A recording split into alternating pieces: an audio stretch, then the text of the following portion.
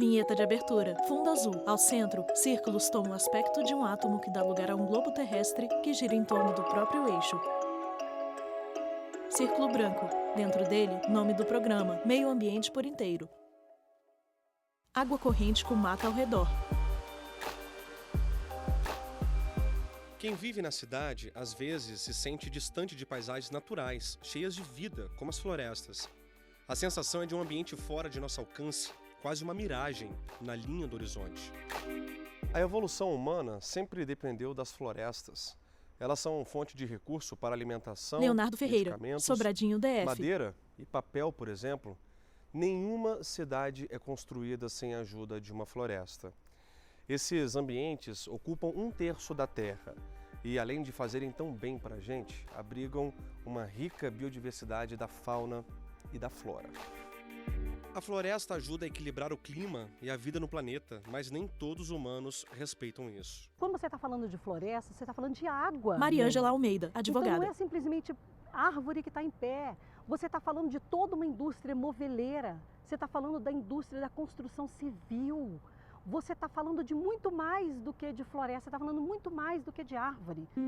No Brasil, mais de 60% do território é coberto por vegetação nativa nos 6 biomas: Amazônia, Caatinga, Cerrado, Mata Atlântica, Pampa e Pantanal. O dado é do Serviço Florestal Brasileiro. O Ministério do Meio Ambiente define floresta como qualquer vegetação que apresente predominância de espécies lenhosas, onde as copas das árvores se tocam e formam corredores verdes. Quando você está falando de florestas, na verdade você está falando de biodiversidade, ou seja, uma porção de insetos, uma porção de árvores, você está falando de cadeia ecológica. Todo um sistema, né? Todo um sistema ecológico, porque quando aumentam as florestas, quando aumentam as flores, quando aumentam as plantas, aumentam os insetos.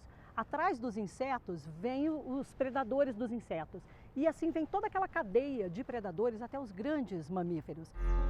Não é de hoje que as florestas perdem espaço, morrem de verdade. As florestas primárias estão desaparecendo em uma velocidade que preocupa ambientalistas do mundo todo. Uma pesquisa feita pelo Sistema de Monitoramento e Alerta Florestal, o Global Forest Watch, revela que em 2018 o mundo perdeu uma área de matas primárias equivalente ao tamanho da Bélgica. Foram 12 milhões de hectares de florestas tropicais destruídas. No Brasil, o país com maior biodiversidade do planeta foi também o que mais perdeu árvores em 2018, mais de 1 milhão de hectares. Segundo o estudo, Brasil e Indonésia foram responsáveis por quase 50% do desmatamento das florestas tropicais. A gerente do Sistema de Monitoramento Florestal norte-americano, responsável pelo estudo, gravou esse vídeo para o meio ambiente. Micaela Wace, gerente do Global Forest O Watch. mais importante é que procuramos perda de cobertura de árvores e não desflorestamento. Podemos identificar as perdas naturais daquelas provocadas pelo homem e se essa perda será permanente. O Brasil perdeu mais florestas primárias que qualquer outro país tropical, com 1,3 milhão de hectares em 2018. Esse número caiu em relação a 2017, mas é superior ao registrado entre 2007 e 2015. Ainda de acordo com o levantamento, centenas de países assumiram o compromisso de reduzir ou eliminar o desmatamento até 2020. Mas os números divulgados mostram que o mundo caminha na contramão do objetivo. Como mostramos agora, o Brasil liderou o desmatamento de áreas que nunca haviam sofrido interferência humana. E tudo isso apesar da legislação ambiental bastante rigorosa. O nosso Código Florestal, ele tem muito esse viés, não só de preservar, não só de proteger as florestas em si, mas tem todos os serviços correlacionados com as florestas. Nossas florestas estão protegidas do ponto de vista jurídico? Do ponto de vista legal, sim, o Código Florestal é muito bom. A única coisa que nós precisamos é que os estados consigam destravar o andamento dos instrumentos lá dentro. Imagens e sequência de um pássaro preto e flores. O meio ambiente por inteiro veio até a área de preservação ambiental de Cafuringa, a 30 quilômetros do centro de Brasília. Em vários pontos da unidade de conservação, encontramos florestas primárias, áreas que, segundo especialistas, sequestram mais carbono que as outras florestas. Ana Lira é mestre em botânica e explica que, uma vez derrubadas, árvores primárias nunca voltariam ao estado original. Até aí tudo bem, mas você seria capaz de identificar uma área que nunca foi explorada? A gente tem que saber que espécies compõem essa comunidade Ana Lira, analista ambiental, de vegetação. Muitas espécies que têm valor econômico, madeireiro, foram extraídas dessa floresta. E quando a gente olha por fora, a gente não vai ver esse buraco, né? Mas a nível do ecossistema, são elos que se perdem, né? São espécies que abandonam o sistema, que são essas que são extraídas pela madeira. Então, quando a gente olha aqui, a gente fala, nossa, muito bonito, mas realmente a gente não pode afirmar que é uma floresta original. Cafuringa já foi muito explorada por fazendeiros, antes de se tornar área ambiental protegida na década de 1990. Todos os serviços ambientais que também a gente precisa de água, a gente precisa de um ar puro, isso vem das áreas naturais. Isso aí não vai ter fábrica nenhuma que um dia vai poder realmente produzir isso pra gente, né? Floresta primária é referência, é o retrato inicial de um ambiente, a essência e a originalidade de cada espécie. Sabendo disso, o analista ambiental do IBRAM, Pedro Braga Neto, escreveu com outros 2 colegas o livro APA de Cafuringa, a última fronteira natural do DF. Pedro Braga Neto, analista ambiental, IBRAM. Especialistas, né, de várias áreas, né, do conhecimento e que atuavam aqui na APA de Cafuringa, essa região, para que tivesse oportunidade de fazer artigos mais palatáveis, né, para o grande público e pudessem aí construir essa obra que virou, na verdade, uma obra de referência. Pedro é arquiteto e urbanista. Ele atua na área ambiental há 20 anos. O livro foi publicado em 2006 e virou instrumento de apoio à pesquisa. Uma característica também interessante dessa obra é que foi uma das primeiras que a gente conseguiu fazer uma publicação de listagem de espécies, que também é uma necessidade para os pesquisadores, né, terem esses registros. Mais de 80 pesquisadores ajudaram com informações na construção da obra.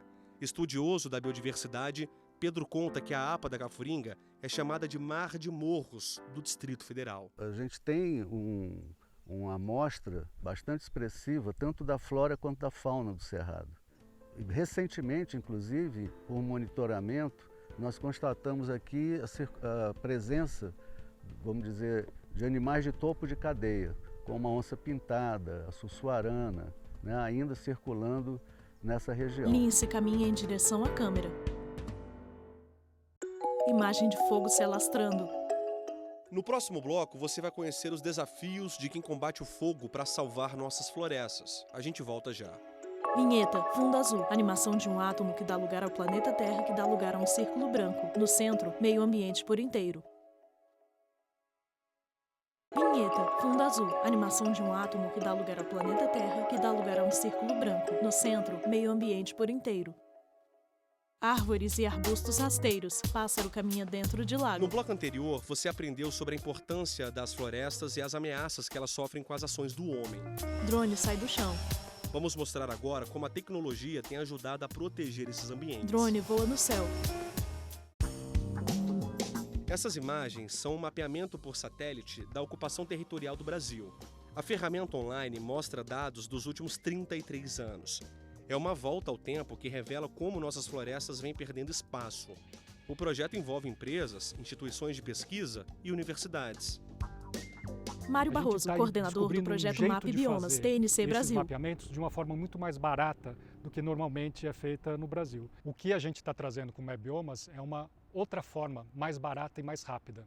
E acho que uma das nossas intenções é que até o INPE venha fazer parte dessa iniciativa. Mário é biólogo, doutor em ecologia e coordenador de monitoramento da ONG ambiental The Nature Conservancy. Mário conta que os dados são de acesso livre a todas as pessoas pelo portal www.mapbiomas.org. O site mantém o maior banco de dados sobre cobertura e uso da terra já levantados para o Brasil. A tecnologia permite conhecer os impactos que os biomas sofreram nas últimas 3 décadas. O diagnóstico ele é realista e ele mostra que sim, a gente está desmatando. E essa taxa de desmatamento ela varia ao longo do tempo. Hoje em dia, aparentemente, nós estamos com uma taxa de desmatamento aumentando. Então, nós passamos nos últimos 6, 7 anos com uma diminuição na taxa de desmatamento. E agora parece que novamente ela está aumentando. Ainda de acordo com o biólogo, na década de 1980 houve o maior desmatamento do país. O cenário melhorou um pouco, mas o passivo ambiental ainda é grande. A gente tinha revertido isso. A gente estava com um caminho da parte ambiental de controle, de fomento à utilização de outros espaços que não a floresta, e a taxa vinha caindo. E agora parece que ela está subindo novamente. A notícia é ruim, é verdade, mas há um lado bom. Embora o desmatamento tenha avançado, o Brasil ainda tem metade do seu território coberto por florestas. O cenário ele é preocupante porque mostra esse aumento de desmatamento, mas a gente ainda tem muito potencial e a gente ainda tem tempo para cuidar se a gente começar agora. Imagens de cidades. A expansão das cidades e do agronegócio são as principais ameaças às nossas florestas. Mas há outras ações do homem que prejudicam a saúde da natureza. Fogo queima mata. O fogo descontrolado, por exemplo, desequilibra o ecossistema, tira a vida de centenas de espécies de plantas. Imagens e e bichos sequência de animais todos os afetados pelo tamanhos. fogo. Homem caminha pela mata, olha para os lados. Olhar concentrado, passos seguros de quem está sempre pronto para agir. Danilo é biólogo, consultor ambiental, brigadista florestal e, acima de tudo, um guardião da natureza. Ele estuda as espécies da fauna e da flora do Cerrado. No período seco do ano, ele ajuda a combater incêndios em áreas verdes. Quando a gente chega numa situação de um sinistro, de um grande incêndio, a primeira coisa a se fazer é a gente se reportar. Danilo Badic, brigadista aos florestal. coordenadores, que a gente chama que é estipulado o SCI, que é o Sistema de Comando de Incidentes. Então ali vai ter uma cadeia única de comando e essa cadeia única de comando eles vão direcionar, né, as pessoas, a turma da brigada, a turma dos guarda-parques, para as linhas onde tem a maior prioridade. Além de combater as chamas, o brigadista florestal monitora e faz a prevenção do fogo. O profissional também leva a educação ambiental para comunidades que vivem próximas às unidades de conservação. Mesmo com a experiência de anos, Danilo costuma dizer que eles têm um único adversário como brigadista florestal. É um único inimigo, que é o fogo. O resto, quem está ali combatendo, quem está na logística, nós somos todos, fazemos parte do mesmo time. Então, acho que a nossa maior dificuldade mesmo é vencer o grande dragão, né, um grande incêndio florestal, mas principalmente a topografia, a forma de caminhar, geralmente são locais de difícil acesso, né, o fogo ele não escolhe lugares fáceis, ele vai entrando mesmo em lugares de difícil acesso e, ao meu ver, o mais difícil para a gente é o nosso deslocamento adentrando a mata, porque a gente carrega materiais pesados, a bomba costal mesmo, vale ressaltar, ela pesa 25 quilos, que são 20 litros de água, mais o peso da bomba costal, então a gente tem que caminhar durante horas, durante quilômetros, porque a gente não sabe se chegar lá no fogo, a gente vai ter a disponibilidade do recurso água. Brigadistas apagam o incêndio. Danilo caminha com outro brigadista, caminham lado a lado abraçados. O amigo que Danilo abraça é o Tiago, de 33 anos, que trocou a bandeja do restaurante que trabalhava pelos equipamentos de um brigadista florestal. A história é a seguinte: o Danilo frequentava um restaurante em que Tiago trabalhava. Os dois sempre conversavam sobre as queimadas. Ele falava, é assim, assim assado, vai acontecer em tal época. Tiago né? Dantas, brigadista florestal. Então acabou me prendendo mesmo e hoje é só agradecer a ele aí e seguir, né? Tiago e Danilo viraram amigos da vida e de profissão. Quando se aproximam os meses mais secos do ano, o Ministério do Meio Ambiente autoriza a contratação temporária de brigadistas florestais. Os amigos também contam que guardam e protegem os parques, profissão que ainda não é regulamentada, mas tem crescido no Brasil. É o profissional que cuida das unidades de conservação, trabalho que exige vocação, treinamento duro e comprometimento com a vida selvagem. Tiago fez esse curso no Amapá, aprendeu sobre a legislação ambiental, resgate aquático e combate a incêndio. Ele está pronto para tudo dentro da unidade. Então ele vai receber o turista, vai poder guiar o turista, vai na época do incêndio, vai estar sempre alerta e chamar as unidades, né? Resgatar a fauna quando ali for necessário, né? Então o guarda-parque é o que faz tudo ali dentro do parque. Fumaça de fogo, fogo na mata. No Brasil, o Centro Nacional de Prevenção e Combate aos Incêndios Florestais, o PREVI-Fogo do IBAMA, monitora as queimadas do país em áreas federais, como terras indígenas, assentamentos e quilombos. Nossa reportagem conversou com o coordenador do centro. Nessas áreas a gente trabalha nas áreas mais emblemáticas, nas áreas com maior quantidade de incêndios florestais e trabalha em parceria com outras instituições do governo federal e do governo estadual em apoio a outras áreas. Gabriel Zacarias, coordenador nacional PREVI-Fogo IBAMA. No Brasil ou em qualquer outro país do mundo, você não tem uma instituição que dê conta, que trabalhe com toda a situação de incêndios do país. Ela é montada por diferentes instituições que fazem parcerias no momento necessário, na região necessária. monitoramento e prevenção. O coordenador do Preve Fogo explica que no Cerrado, por exemplo, são feitas queimadas prescritas para proteger áreas mais sensíveis ao incêndio. Então a gente queima só os materiais mais finos, que são materiais que têm uma regeneração mais rápida, né? Então a gente não tem tanto dano. Não tem dano à fauna, não tem, o impacto na flora também é baixíssimo e a queima é mais controlada. A gente queima nos lugares onde a gente sabe que precisa. Voltamos à conversa com Danilo. Ele já ajudou a combater incêndios de grandes proporções em várias regiões do país. Danilo não se esquece dos 15 dias vividos na Chapada dos Veadeiros, em 2017, no combate ao fogo que destruiu mais de 30 mil hectares da vegetação nativa. Imagens de fogo alastrado. O que mais nos toca o coração é a gente ver de fato a fauna, né? A fauna fugindo, você vê a anta correndo, você vê um veado campeiro correndo. A gente teve uma situação na Serra da Canastra que foi muito triste, de um tamanduá-bandeira.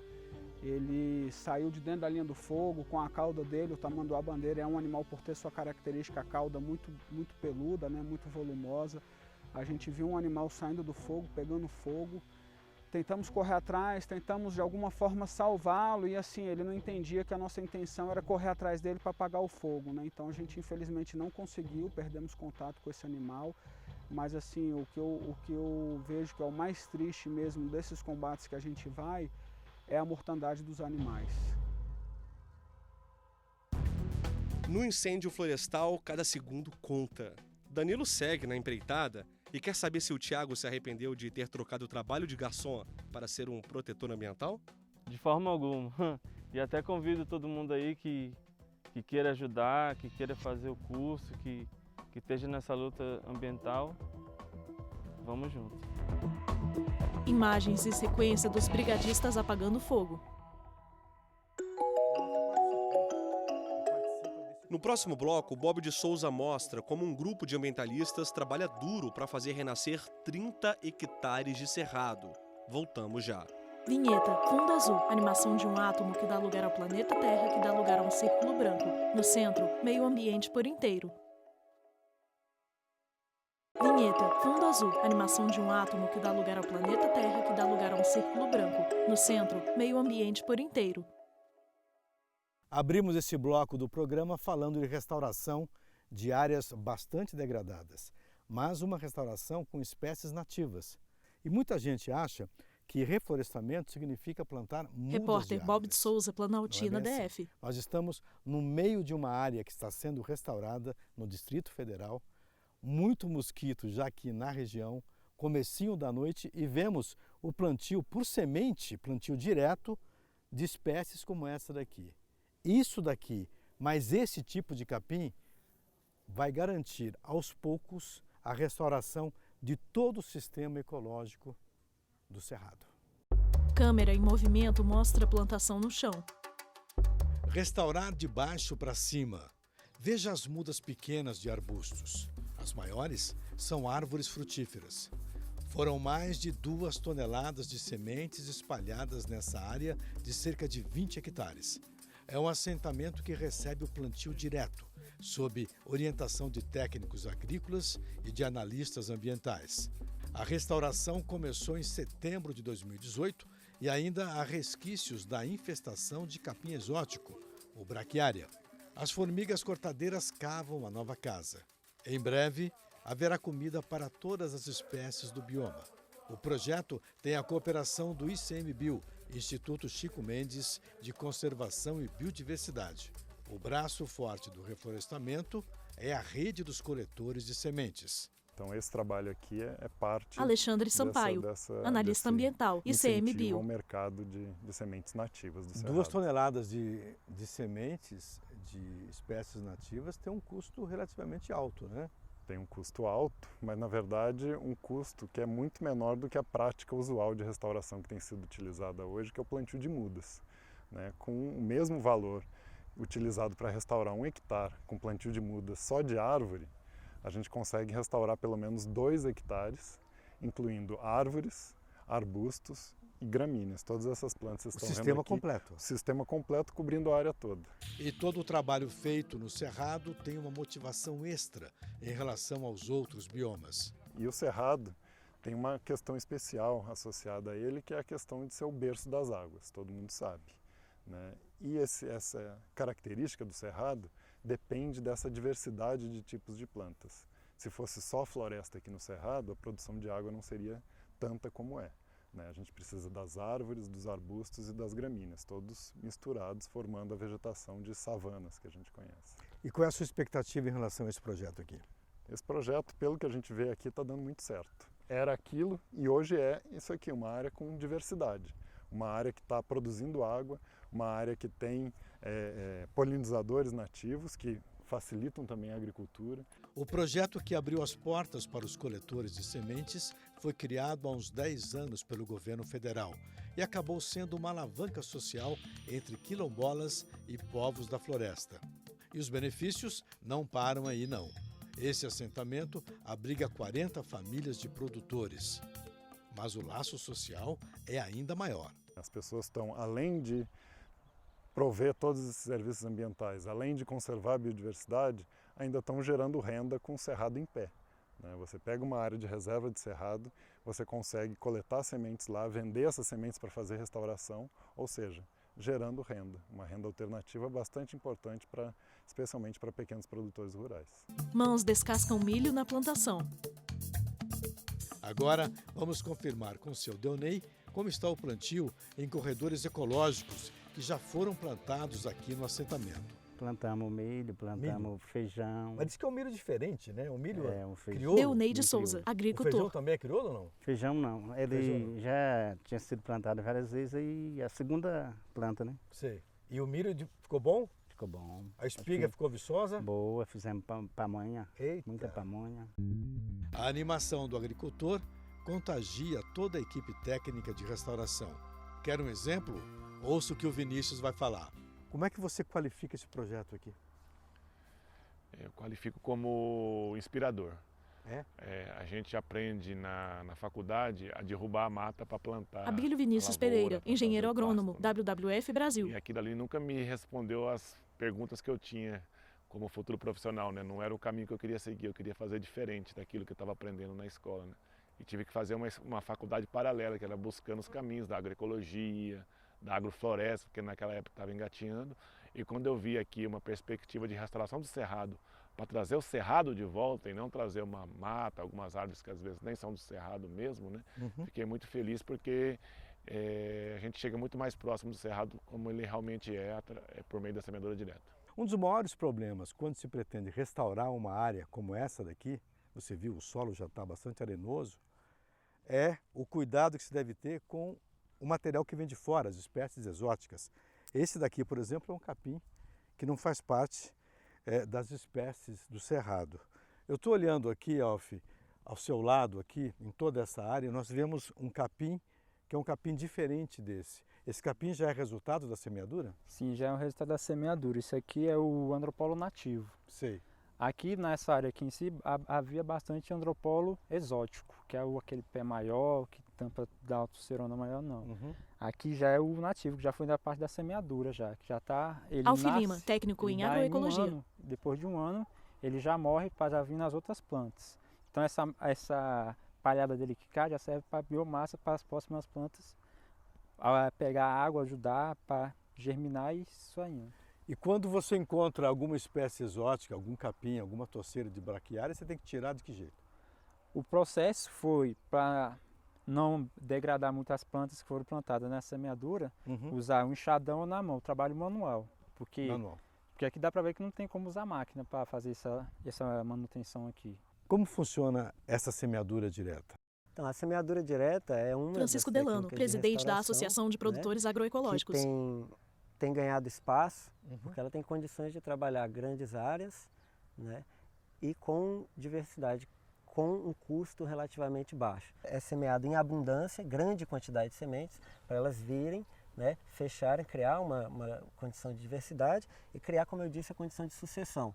Algumas espécies vêm primeiro, criam condições para outras virem depois. Perfeito. Né? Nesse sentido, ela se aproxima do manejo que a gente faz com a agrofloresta, que trabalha também esse conceito da sucessão.